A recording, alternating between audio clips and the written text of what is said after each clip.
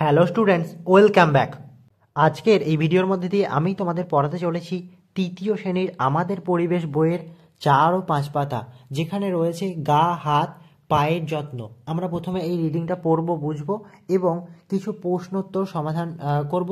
তোমরা ভিডিওটা শেষ পর্যন্ত দেখতে থাকবে। দেখো কি বলা হচ্ছে। রবিন বলল, দিদি খেলতে খেলতে আঙুলের নখের নিচেও খুব নোংরা জমে। তাহলে খেলতে খেলতে দেখবে নখের নিচে কিন্তু মাটি ঢুকে যায়, এভাবে নোংরা জমে। তারপর দেখো আমিনা বলল, নখ পরিষ্কার করা সহজ। প্রথমে নেল কাটার দিয়ে নখ কাটবি, তারপর সাবান দিয়ে ধুয়ে নিবি। তাহলে আমিনা বলল নখ পরিষ্কার করা খুব সহজ, প্রথমে নেল কাটার দিয়ে নখ কাটতে হবে, তারপর সাবান দিয়ে ধুয়ে নিতে হবে। দিদিমণি বললেন, ঠিক বলেছ, সাবান লাগবে, তারপর নখগুলো একটু ঘষে নেবে। রিনা বলল, দিদি নেল কাটার কথাটা ইংরেজি তাই না? আবার রিনার মনে প্রশ্ন জাগলো, দিদি নেল কাটার কথাটা ইংরেজি তাই না? এটা দিদিমণিকে জিজ্ঞাসা করলেন। এবার দিদিমণি কি উত্তর দিলেন দেখো। হ্যাঁ, নেল তো নখ, নেল মানে হচ্ছে নখ, আর যা দিয়ে কাটা হয় সেটা কাটার। তার মানে আমরা কি বুঝলাম, নেল মানে নখ, আর যেটা দিয়ে নেলটাকে বা নখটাকে কাটা হয় সেটা হচ্ছে কাটার। তোমরা এই পাশে দেখবে একটা নেল কাটারের ছবি দেওয়া রয়েছে, এখানে আবার নরুনের ছবি দেওয়া রয়েছে। এটা সম্পর্কে পরে আমরা পড়ব। তারপরে দেখো রিজু বলল, ব্লেড দিয়েও নখ কাটা যায়। রিজু আবার বলছে ব্লেড দিয়েও নখ কাটা যায়। রিনা বলল, তা যায়, তবে খুব সাবধানে কাটতে হবে, নইলে আঙুল কেটে যেতে পারে।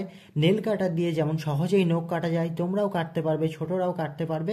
ব্লেড দিয়ে কিন্তু সেটা যাবে না, হাত কেটে যেতে পারে, তাই কিন্তু খুব সাবধানে কাটতে হবে। দেখো তারপরে রিনা বলল, তা যায়, তবে খুব সাবধানে কাটতে হয়, নইলে আঙুল কেটে যেতে পারে। আমার ঠাকুরদা নরুন দিয়ে নখ কাটে। তাহলে ঠাকুরদাদা আবার কি নরুন দিয়ে নখ কাটে? আচ্ছা, কান আর নখ ছাড়া গায়ের আর কোথায় নোংরা জমে?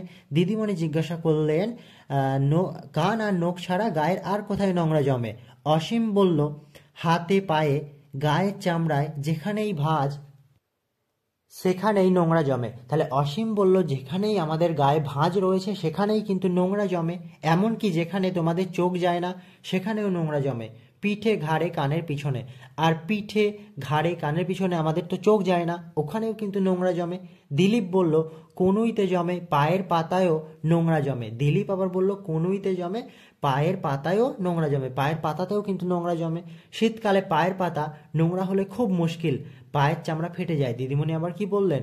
বললেন শীতকালে পায়ের পাতা নোংরা হলে খুব মুশকিল, পায়ের চামড়া ফেটে যায়। হেনা বলল, গোড়ালিতেও নোংরা জমে, শীতকালে ফেটে যায়। তাহলে হেনা আবার বলছে গোড়ালিতেও নোংরা জমে, শীতকালে কি হয়, গোড়ালি ফেটে যায়। দিদিমণি আবার কি বলছেন দেখো, সাবান দিয়ে ওই জায়গাগুলো পরিষ্কার করতে হয়। দীপিকা বলল, সাবান মাখার পর হাত দিয়ে ঘষে ধুতে হয়, তাহলেই চামড়া পরিষ্কার হয়ে যায়।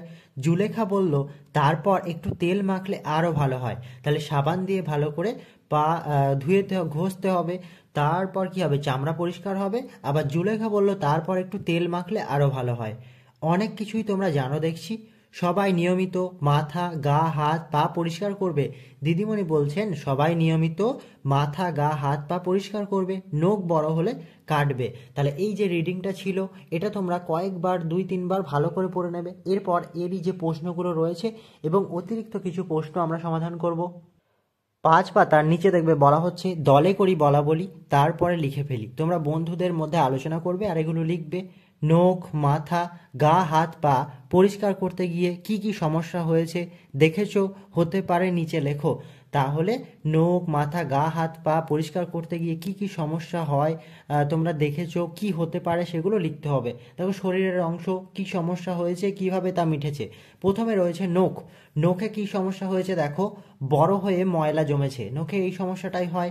কিভাবে তা মিটেছে, এই সমস্যাটা কিভাবে মিটবে, নেল কাটার দিয়ে কাটা হয়েছে, সাবান দিয়ে ধুয়ে নেওয়া হয়েছে। তাহলে নখ যদি বড় হয় নেল কাটার দিয়ে কেটে নেবে আর সাবান দিয়ে ধুয়ে নেবে, তাহলে নোংরাটাও চলে যাবে, নখও চলে যাবে, সমস্যা মিটে যাবে।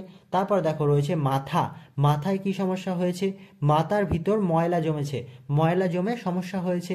কিভাবে এই সমস্যাটা মিটেছে দেখো, সাবান ও শ্যাম্পু মাথায় দিয়ে ধুয়ে নেওয়া হয়েছে। তাহলে মাথায় সাবান, শ্যাম্পু দিয়ে ধুয়ে নিলেই কিন্তু নোংরাটা চলে যাবে আর সমস্যাটা মিটে যাবে। 3 নাম্বারে দেখো রয়েছে গা। গায়ে কি সমস্যা দেখো, গায়ের চামড়ায় ভাঁজে ভাঁজে ময়লা জমেছে, গায়ের চামড়ায় ভাঁজে ভাঁজে ময়লা জমেছে। এজন্য কি করতে হবে, সাবান দিয়ে ছোবড়া ঘষে পরিষ্কার করা হয়েছে। তাহলে সাবান দিয়ে আর ছোবড়া দিয়ে যদি ঘষা হয় তাহলে ওই নোংরাগুলো বা ময়লাগুলো চলে যাবে। 4 নম্বর দেখো, হাত পা কি সমস্যা হয়েছে দেখো, হাত পায়ে ময়লা জমে ফেটে গিয়েছে। তাহলে কিভাবে তা মিটবে দেখো, সাবান দিয়ে ধোয়া হয়েছে, তেল লাগানো হয়েছে। হাত পা ফেটে গেলে সাবান দিয়ে সেটা ধুয়ে নিতে হবে, তারপর তেল লাগাতে হবে, তাহলে সমস্যা মিটে যাবে। এর মধ্যে দিয়েই কিন্তু 5 পাতা সম্পূর্ণ হলো। এবার এই যে আমাদের পড়াটা ছিল গা হাত পায়ের যত্ন, এর কিছু অতিরিক্ত প্রশ্নোত্তর আমরা তোমাদের করাবো। দেখো অতিরিক্ত প্রশ্নোত্তর, প্রথম প্রশ্ন আমরা কি নিয়েছি, কিভাবে নখ পরিষ্কার করতে হবে। এই প্রশ্নগুলো তোমরা লিখে নেবে, উত্তরগুলো লিখে নেবে আর কিন্তু পড়ে নেবে। এর উত্তরটা কি হবে দেখো, প্রথমে নেল কাটার দিয়ে নখ কাটতে হবে, তারপর সাবান লাগিয়ে নখগুলো একটু ঘষে নিতে হবে, এরপর জলে ধুয়ে নিয়ে সহজেই নখ পরিষ্কার হয়ে যাবে। জলে ধুয়ে নিলে সহজেই নখ পরিষ্কার হয়ে যাবে। তাহলে এই প্রশ্নের উত্তরটা হলো, তোমরা লিখে পড়ে নেবে। এখানে আমরা কিন্তু শুধুমাত্র গুরুত্বপূর্ণ প্রশ্নগুলোই নিয়েছি, বাকি প্রশ্নগুলো তোমরা আরও পড়তে পারো, তবে এগুলোই বেশি গুরুত্বপূর্ণ। 2 নম্বরে দেখো, নেল কথার অর্থ কি, নখ কি দিয়ে কাটবে। তাহলে দেখো নেল কথার অর্থ নখ, নেল কাটার দিয়ে নখ কাটবে। দুটো প্রশ্ন নিয়েছিলাম, দুটোরই উত্তর এটা তোমরা লিখে পড়ে নেবে। 3 নম্বর প্রশ্ন দেখো, ঠাকুরদা কি দিয়ে নখ কাটেন। ঠাকুরদা কি দিয়ে নখ কাটেন, ওখানে আমরা পড়েছিলাম ঠাকুরদা নরুন দিয়ে নখ কাটেন। তাহলে এটা হলো 3 নম্বর প্রশ্নটাও হয়ে গেল। 4 নাম্বার প্রশ্ন আমরা কি নিয়েছি দেখো, আমাদের দেহে কোথায় কোথায় নোংরা জমে। এটার উত্তর কি হবে দেখো, আমাদের হাতে ও পায়ে এবং যেখানেই চামড়ার ভাঁজ থাকে সেখানে, এমনকি দেহের যেখানে আমাদের চোখ যায় না, যেমন পিঠে, ঘাড়ে, কানের পিছনে এবং কনুইতে নোংরা জমে। তাহলে 4 নম্বর প্রশ্নের উত্তরটা তোমরা লিখে পড়ে নেবে। 5 নাম্বার প্রশ্নটা দেখো, নিয়মিত কি করা উচিত। এটার উত্তর দেখো কি হবে, নিয়মিত মাথা, গা, হাত পা পরিষ্কার করা ও নখ বড় হলে কাটা উচিত। তাহলে নিয়মিত এই কাজগুলো কিন্তু করা উচিত, দিদিমণি বলেছিলেন, আমরা পড়েছিলাম। 6 নম্বর প্রশ্ন দেখো, শীতকালে পায়ের পাতা নোংরা হলে খুব মুশকিল কেন। এটার উত্তর কি হবে দেখো, শীতকালে পায়ের পাতা নোংরা হলে পায়ের চামড়া ফেটে যায়, তাই খুব মুশকিল।